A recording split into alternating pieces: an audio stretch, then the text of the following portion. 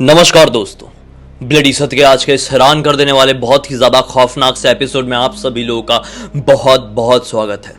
दोस्तों, आज के इस वीडियो में मैं आप सभी लोगों के सामने एक ऐसी कहानी लेकर आ गया हूं जो इतनी ज़्यादा दर्दनाक और साथ ही साथ खौफनाक है कि सच बता रहा हूं, आंखों में आंसू लिए आप एक डर के साथ इस कहानी को सुनेंगे। विश्वास मानिए, आज की कहानी रेगुलर वाली कहानियों से बहुत ज्यादा अलग है। अंत तक सुनिए, रोमांच से आज की रात आपकी भर जाएगी। दोस्तों, दरअसल ये कहानी है अमित नाम के लड़के की, जो कि गुजरात के एक छोटे से गांव में बड़े अच्छे से रह रहा था अपने परिवार के साथ। इसका एक ऐसा परिवार था जो कि एक फैमिली बिजनेस में हमेशा से इन्वॉल्व था। इन लोगों का ट्रांसपोर्टेशन का काम चलता था भाई।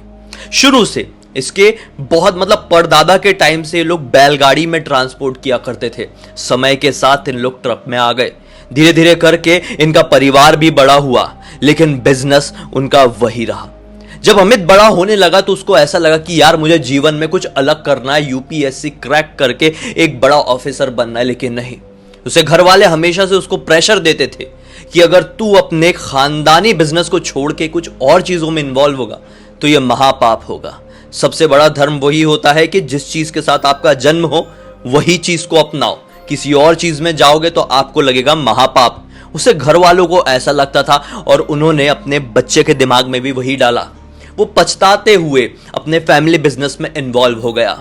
22 साल की उम्र में उसने अपनी ग्रेजुएशन कंप्लीट तो कर लिया, लेकिन अब वो ट्रक चलाना भी पूरी तरह से सीख चुका था।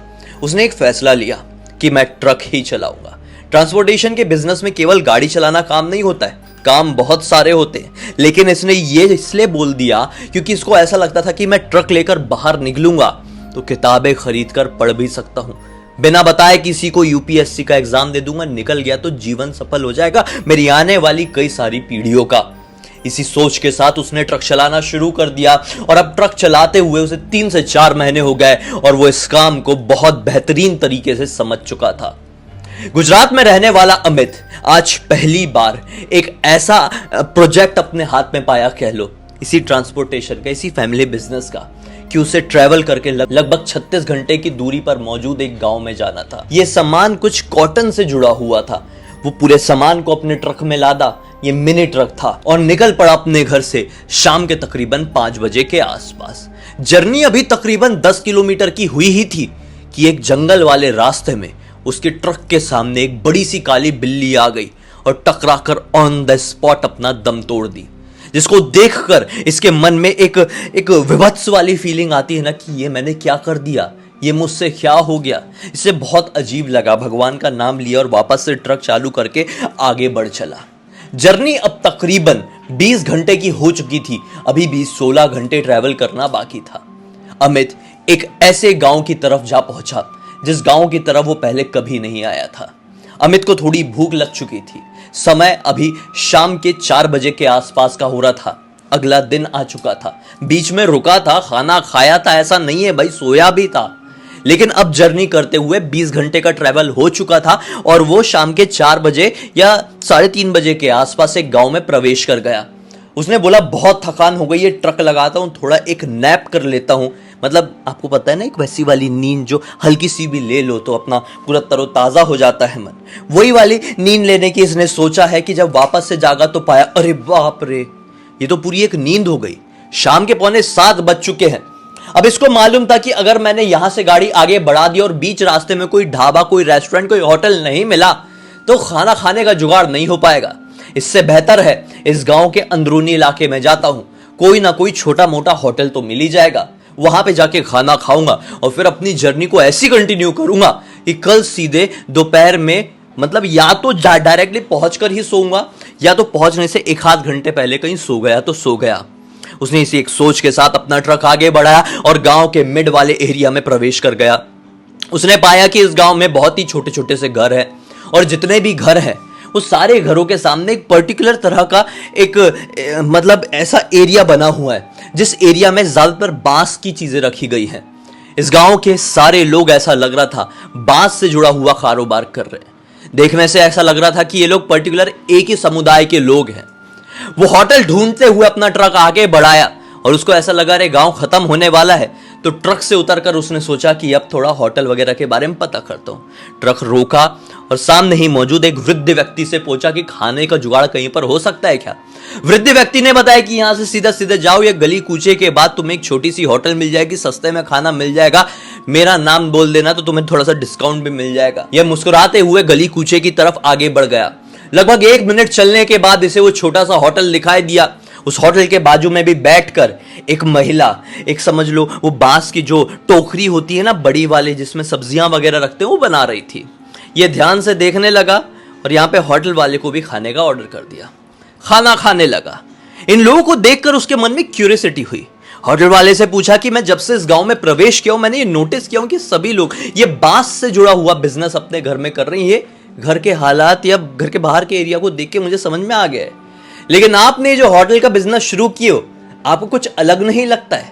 आपका सर्वाइवल कैसे हो रहा है इस गांव में? इसके मन में यूपीएससी को क्रैक करना था, और जिसके भी मन में इस तरह की चीजें होती है उनके मन में ना तरह तरह की चीजों को लेकर सवाल उठते हैं। तो इसके मन में भी ऐसा ही सवाल उठा था। इसने सवाल दाग दिया होटल वाले के ऊपर। होटल वाले ने बोला बस जिंदगी चल रही है, सभी लोग इसमें इन्वॉल्व है, तो हमने सोचा कुछ अलग करते और चीजें ठीक ठाक चल रही है। वो खाना खाने लगा। बात बात में एक और बात निकली। होटल वाले ने इस आदमी से, मतलब अपने अमित से पूछा कि भाई आप किस तरफ बढ़ रहे हो? अमित ने बताया कि मैं यहाँ पे जा रहा हूँ, मेरा ट्रांसपोर्टेशन का कारोबार है, तो कॉटन से जुड़े हुए सामान मेरे ट्रक में रखे हुए हैं। यहाँ से तकरीबन और 16 घंटे का मेरा ट्रैवल है। वहां पर जाने के बाद ही मैं अपनी जर्नी पूरी तरीके से कंप्लीट करूंगा और सोऊंगा, आराम करूंगा। एक्चुअल में अभी बस खाना खा के निकल जाता हूं। ये बात सुनकर बाजू में बैठा हुआ वृद्ध आदमी क्या बोलता है, ये गलती कभी जीवन में कर भी मत देना। बोलता है अरे कौन सी गलती? जीवन में कर मत देना? आप क्या कहना चाहते, थोड़ा क्लियर बताएंगे? वृद्ध व्यक्ति बोलता है कि जो इस गांव में अपनी मर्जी से प्रवेश कर लेता है वो कभी भी अपनी मर्जी से बाहर नहीं निकल सकता। वो निकलेगा तो हमारे बोलने की वजह से। ये बात सुनकर अमित को थोड़ा रूड साउंड किया। अमित ने बोला ये कैसी बात कर रहे हैं आप? हम तो अभी निकल जाएंगे, हमने आपको कुछ बिगाड़े नहीं है और हमारा तो इस गांव में कुछ बच नहीं गया है, बताइए क्या प्रॉब्लम है? वृद्ध व्यक्ति की बात को काटते हुए वो होटल वाला आदमी कहता है कि शायद इसको बुरा लग गया होगा, इसलिए मैं समझाता हूं। होटल वाला आदमी वृद्ध आदमी की बात पूरी करते हुए अमित से कहता है कि दरअसल आज है अमावस की रात, और अमावस की रात में इस गांव से कोई भी बाहर नहीं जा सकता है, और अगर निकलता है तो उसे जानलेवा श्राप का सामना करना पड़ता है। यह बात सुनकर अमित पूरी तरह से कंफ्यूज हो गया। कम उम्र का तो था ही, अमित को और भी ज्यादा एक्साइटमेंट हुई कि आखिर होटल वाला और ये वृद्ध आदमी बताना क्या चाह रहे हैं। अमित ने फिर से पूछा क्या पूरी बात बताएंगे? कौन से श्राप की बात कर रहे हैं आप? होटल वाला व्यक्ति अब बताता है लगभग 150 साल पहले की घटना को। बताता है क्या से 150 साल पहले यह गांव भरा पूरा हुआ करता था। समृद्ध लोग रहा करते थे, यहां के लोगों को किसी भी तरह की कोई कमी नहीं थी।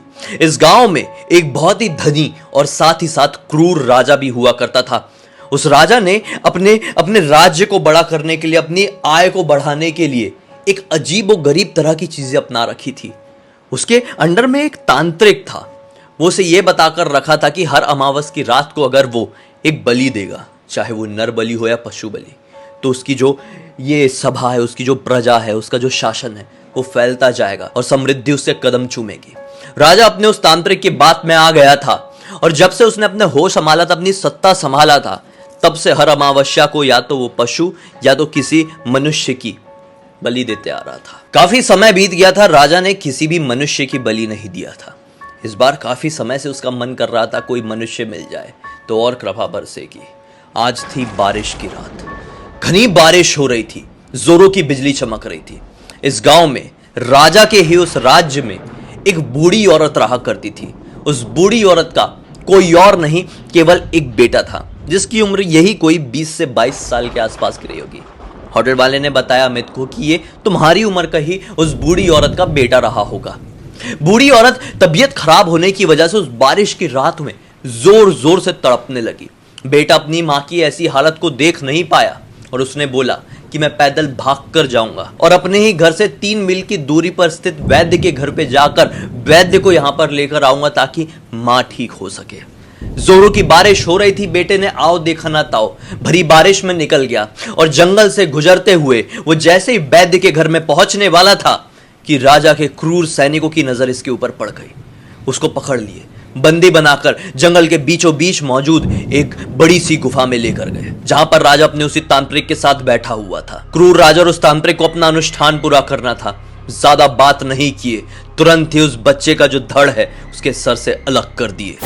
अब किस्मत से कहो या बदकिस्मती से, ये सब कुछ होते हुए गांव के एक लकड़हारे ने देख लिया। वो भागा भागा बुढ़िया के पास पहुंचा और सारी बात बता दिया। बुखार से तरबतर बुढ़िया अपने घर से उठी और भरी बारिश में उस गुफा में जा पहुंची। अपने बेटे को ऐसी हालत में देखकर वो पूरी तरह से टूट गई और अपने रोते हुए मन के साथ उस राजा को श्राप दे डाली कि आज से कुछ ही दिनों के अंदर तेरा पूरा खानदान इसी तरह से तड़प तड़प के खत्म हो जाएगा और आज के बाद से इस गांव की सीमा से तू और तेरा वंश तो क्या, कोई भी व्यक्ति बाहर निकलेगा तो उसे मौत का सामना करना पड़ेगा। यह खतरनाक श्राप देकर बुढ़िया ने भी अपना देह त्याग कर दिया। उसे कुछ ही सालों के अंदर राजा के पूरे खानदान, पूरे वंश की मौत संदिग्ध तरह से हो गई। लेकिन सभी लोगों ने नोटिस किया कि राजा की मौत के बाद अमावस्या की रात को कोई भी इस गांव की सीमा से बाहर निकलता तो उसकी मौत हो जाती। मौत का कारण कभी समझ में नहीं आता। तब से लेकर आज तक 150 साल बीत चुके हैं। अमावस्या की रात को हमारे गांव की सीमा में अगर कोई प्रवेश कर लेता है तो बाहर नहीं निकलता है। अगर निकलता है तो अपने घर नहीं, डायरेक्टली ऊपर वाले के घर पर पहुंचता है। तुम्हें भी अपना जीवन बचाना है तो आज रात बिताओ, कल सुबह होते से ही पहली किरण के साथ सूरज की तुम यहां से प्रस्थान कर जाना। हम में से कोई नहीं रोकेगा, रोक रहे हैं तुम्हारी ही भलाई के लिए। ये सारी चीजें सुनकर अमित अंदर ही अंदर काफी ज्यादा एक्साइटेड सा फील करने लगा। उसने सोचा कि अब कुछ भी हो जाए, मुझे ये चीज एक्सपीरियंस तो करना ही है। ट्रक उसका इस होटल से थोड़ा दूर खड़ा हुआ था, बाहर की तरफ। उसने बोला ठीक है, मैं रुक जाता हूँ, ट्रक को अच्छी तरह से लॉक करके आता हूँ, फिर आप बताएंगे वहां कहीं सो जाऊंगा। ये कहकर वो उठा और बाहर की तरफ अपने ट्रक की तरफ बढ़ गया। उसने सोचा ये अच्छा मौका है, ट्रक में बैठता हूं और निकल पड़ता हूं। इस वक्त रात के तकरीबन 9 बज चुके थे। बैठे बैठे इतनी बात करते करते इतना समय बीत गया पता ही नहीं चला था। उसने अपना ट्रक स्टार्ट किया और तेजी से भगाना शुरू कर दिया। गांव में जितने भी लोग अपने घर से बाहर थे, कुछ काम कर रहे थे, हैरानगी से उस ट्रक की तरफ देख रहे थे। सबको पता था कि आज अमावस्या की रात है और ये कौन ट्रक चालक है जो कि इस गांव की सीमा से बाहर निकलने की हिम्मत कर रहा है। कुछ ही मिनटों में ट्रक चालक अमित अपने ट्रक के साथ गांव की सीमा को क्रॉस कर देता है और कुछ ही मिनटों बाद अमित ये सोचने लगा कि अरे मैं तो इतनी आगे आ गया, कुछ हुआ नहीं अब तक, चलो मोबाइल में कुछ गाना लगा देता हूं और सुनते सुनते आगे बढ़ूंगा। उसका ध्यान मोबाइल में गया ही है कि जोर से ट्रक से कुछ टकराने की आवाज आती है। अमित घबरा जाता है और तुरंत ही ट्रक रोकता है। उसकी हिम्मत नहीं हो रही थी नीचे उतरकर देख ले, क्योंकि अंदर बैठे बैठे ये क्लियर समझ में आ रहा था कि उसने एक बूढ़ी औरत को टक्कर मार दिया है। बूढ़ी औरत उसके ट्रक से तकरीबन 20 फीट के दूरी पर पड़ी हुई थी, खून की मानो नदी से बहने लगी थी। अमित बहुत ज्यादा घबरा गया। अमित को वो बिल्ली वाला दृश्य याद आने लगा कि किस तरह से उसने कल जब वो ट्रक लेकर निकल रहा था बिल्ली को टक्कर मारी थी, और अब इस बूढ़ी औरत को। अमित ने सोचा यहां से निकल जाता हूं, वही बेहतर है। इसी एक सोच के साथ उसने अपने ट्रक को स्टार्ट करने की कोशिश किया, लेकिन ट्रक स्टार्ट ही नहीं हो रहा। अमित घबरा गया कि ट्रक चालू क्यों नहीं हो रहा है। एक बार उतर के देख लेता हूं और जल्दी जल्दी यहां से निकल जाऊंगा। अमित ट्रक से उतरने की जैसी कोशिश करता है, मानो दरवाजा लॉक था। अमित ने अब जोर से दरवाजे को धक्का मारा, दरवाजा खुल गया। अमित जैसे ही बाहर की तरफ आया है, जोर से कुछ फटने की आवाज आई। अमित ने पाया कि अरे ट्रक का हेडलाइट फूट गया है। वो घबरा गया और सोचा कि जो भी हो ट्रक चालू करके यहां से भागना चाहिए। ट्रक स्टार्ट करने की कोशिश के साथ अमित की नजर बाहर पड़ी हुई उस बूढ़ी औरत के ऊपर पड़ी। उस औरत के शरीर में कुछ हलचल हुई और वो औरत खड़े होकर ट्रक की तरफ धीरे धीरे आगे बढ़ने लगी। अमित समझ गया कि ये मेरी मौत का वक्त आ चुका है। उसे वो होटल वाले की सारी बातें याद आने लगी। उसने अपने मन ही मन बोला, हो ना हो सामने वो बूढ़ी औरत कोई और नहीं, वही बूढ़ी औरत है जिसने वो श्राप इस गांव को दिया था। उसने सोचा कि ट्रक से उतरता हूं, पैदल दौड़ के भागूंगा। ट्रक से उतरा, पैदल भागने की कोशिश किया ही है कि औरत जो उससे काफी दूर दिखाई दे रही थी 10 फीट की दूरी पर, वो अचानक से उसके सामने आ गई है। अब जोर की बिजली कड़की और बिजली की कड़क के साथ औरत का खौफनाक चेहरा जैसे अमित को दिखाई दिया है। अमित की सांसें इतनी तेज बढ़ गई, हार्टबीट इतनी तेज हो गई कि आंखों के सामने पूरा अंधेरा छा गया और अमित तुरंत बेहोश। अब कुछ देर बाद बारिश की बूंदें अमित के चेहरे पर पड़ी। वो हड़बड़ाता हुआ उठा। उसे दिखाई दिया ट्रक है, जंगल है, बूढ़ी औरत नहीं है, कुछ और दिखाई नहीं दे रहा है। अमित को लगा मेरी मृत्यु नहीं हुई है, मैं बच गया हूं। वो भागता हुआ ट्रक में चढ़ा, मोबाइल में टाइम देखा, 4:38 का हो रहा था। अंधेरा अभी भी था। उसने तुरंत ट्रक वापस से चालू करने की कोशिश किया। इस बार ट्रक चालू हो गया। अमित ने शुक्रिया अदा पूरा किया भगवान का, और ऐसा गाड़ी भगाया कि 1 घंटे के अंदर वो अगले शहर में मौजूद एक ढाबे में पहुंचा। वहां पे पहुंचने के बाद ही उसने चैन की सांस लिया, लेकिन अपने दिमाग में एक ऐसा ट्रॉमा ले लिया कि उसके समझ में ही नहीं आया कि मेरे साथ क्या हो गया। काफी दिनों तक उसने किसी से बात नहीं कर पाया। हालांकि काम करता था, लेकिन अपने आप में खोए खोए। यूपीएससी का सपना भी पूरा टूट गया। कुछ समझ में नहीं आ रहा था जीवन में क्या करे। अभी कुछ ही समय पहले वो संभला है। 5 महीने पहले यह घटना हुई थी। 1 हफ्ते पहले यह कहानी अमित ने मुझे लिखकर भेजा है। लगभग 4 महीने हो गए उसे अपने आप को संभालने में, ठीक करने में, वो चीज दिमाग से थोड़ी थोड़ी निकालने में। क्योंकि उस रात को उसने कुछ ऐसा एक्सपीरियंस कर लिया ना, जो कि अगर कोई कमजोर दिल वाला व्यक्ति कर ले तो उसकी ऑन द स्पॉट मौत हो जाए। दरअसल अमित को आज भी ऐसा लगता है कि उसकी जान उस रात को केवल और केवल इसलिए बची कि शायद उस बूढ़ी औरत की आत्मा को अमित के अंदर उसका बेटा दिखाई दिया होगा। कहानी से समझ में आया था, 150 साल पुरानी वाली कहानी से, कि उसका बेटा भी अमित की उम्र का ही था। वो भी अपने जीवन में कुछ करना चाहता था। उसकी भी मौत अकेले ही हुई थी, जब उसको बचाने वाला उसका अपना कोई भी नहीं था। सेम टू सेम हालात अमित के भी थे। शायद बुढ़िया को उस रात अमित के अंदर अपने बेटे की झलक दिखी होगी, या फिर नहीं भी। कोई 100% कैसे बता सकता है? आखिर उस दुनिया को समझना इतना ज्यादा कठिन जो है। ये पूरी की पूरी घटना की जानकारी, जैसा मैंने आप लोगों को बताया, अमित ने ही मुझे इंस्टाग्राम पर लिखकर भेजा है। मैंने पढ़ा तो सोचा आप लोगों को बताऊं, जिससे आप लोगों को मनोरंजन तो मिलेगा ही, साथ ही साथ एक बहुत अच्छी सीख भी। अगर आप किसी भी अनजान जगह जाते हैं और वहां का व्यक्ति आपको कुछ करने से मना करता है तो विश्वास कीजिए, क्योंकि आपको नहीं पता आप कैसी जगह पर हैं, और उसके मना करने के बावजूद आपने कुछ किया तो आपके साथ क्या घट सकता है।